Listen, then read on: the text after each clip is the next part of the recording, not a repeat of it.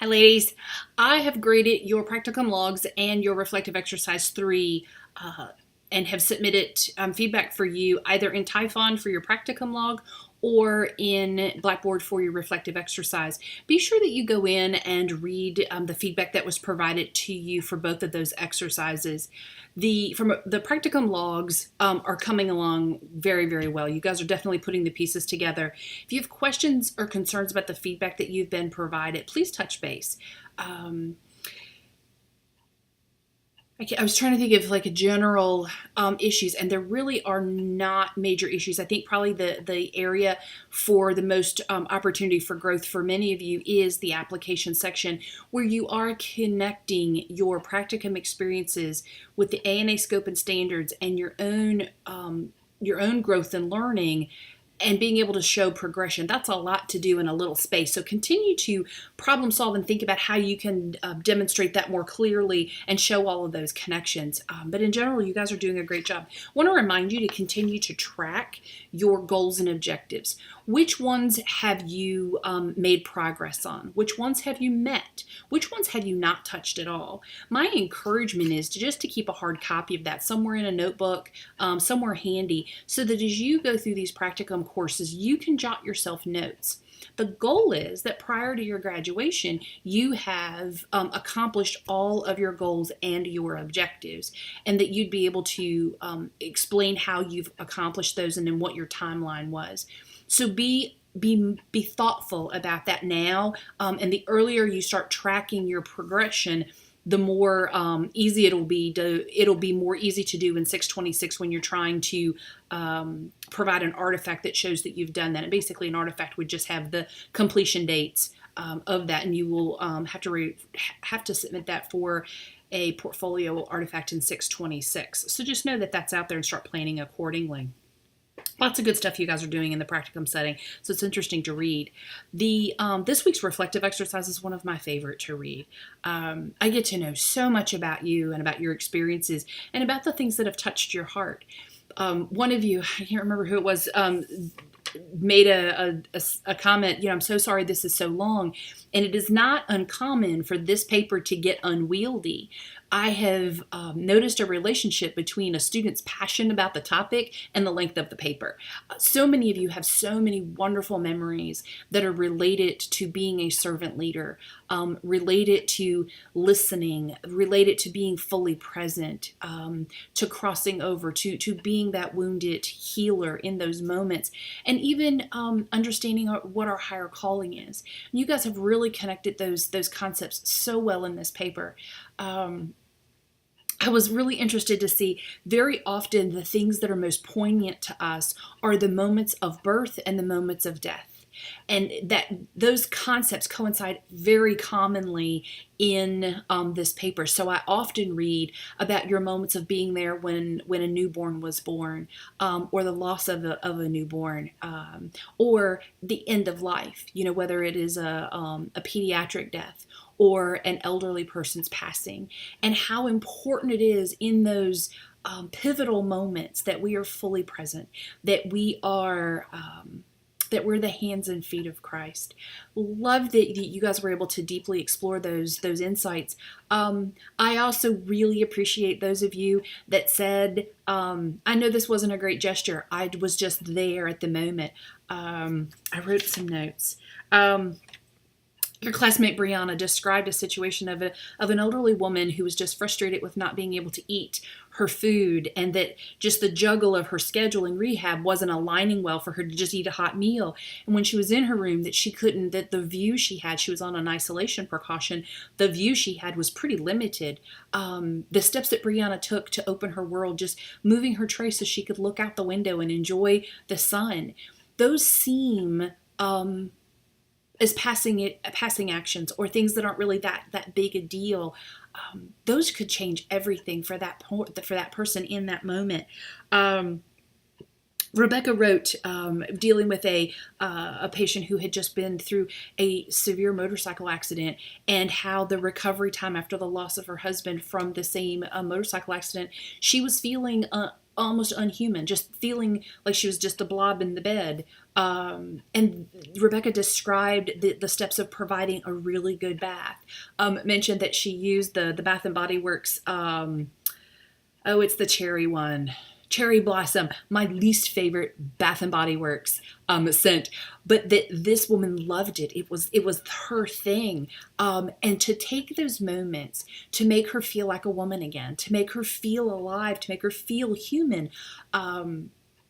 Those to us, we can discount those and say, well, these weren't turn of life events.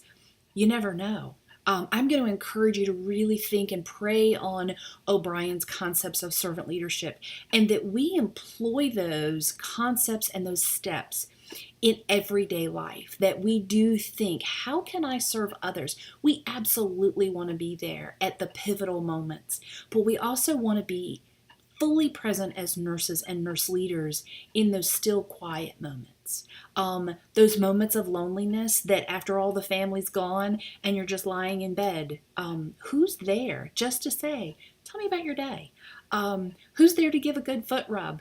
I personally don't like to have my feet rubbed, so if I ever show up in your hospital, please don't offer to rub my feet. But some people that they find that as a comfort. Be there in those small moments. So such a blessing to read this. This is one of those assignments that I just really enjoy reading. Your classmate Brooke did a really nice job of bringing in the biblical context. Brooke wrote, as an extension of the arms of Christ, we are called to care for his people. The Lord tells us to love your enemy and pray for those who persecute you in Matthew 5:44. In servant leadership, we may not always encounter patients who share the same values or beliefs. At times, they may even be angry and very demanding. Christ calls nurses to care for all of his children. The patient stories written here are examples of how Christ continues to teach us and help us grow so that we may become better ministers to ourselves and to our community. I love the fact that Brooke connected our calling with his service and our growth. When we are serving others, we're growing. And what a beautiful connection that is, that God uses us to serve him, and we're all benefiting from that. So I love the fact that Brooke put that together for us. From an APA standpoint, I want to just talk briefly. Get comfortable with using level headings. Understand that level 1, level 2, level 3, whatever series you use, that they occur in sequence. You will never use a level 2 unless there's a level 1, and they're going to follow each other sequentially. So a level 1 would be used, and then a level 2, and if you need to further break down, you'll go to a level 3. So understand where they're located and how they're used, and really get to where you're using them effectively, because the more complex papers are coming. The other thing, the paper titles. Please use creative paper titles.